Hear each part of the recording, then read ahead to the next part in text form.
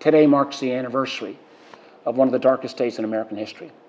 A year ago, on January 6th, a mob of insurrectionists, egged on by Donald Trump, tried to overturn the results of a presidential election in the United States. That goes against the heart of what our country stands for.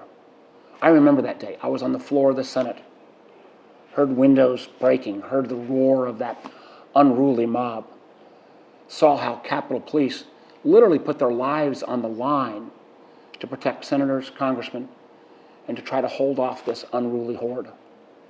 It's remarkable that a year later, many Americans refuse to acknowledge what happened that day and actually still buy in to Trump's big lie.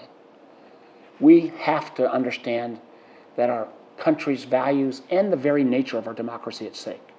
That's why I'm proud as a member of the Rules Committee to have been working in a bipartisan fashion to make sure our Capitol is safer and the Capitol Police, who we owe a great deal of credit to, get the kind of support they need.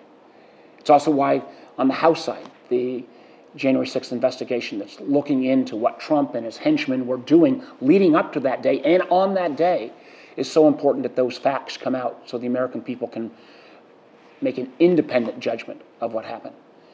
It's also important that all of us, and particularly those of us in the Senate, continue to work forward to make sure we protect the right of every American to vote and for those votes to be counted in a fair and open process. Because as we've seen, many states have actually, in the aftermath of January 6th, restricted Americans' right to vote. That's not who we are as a country.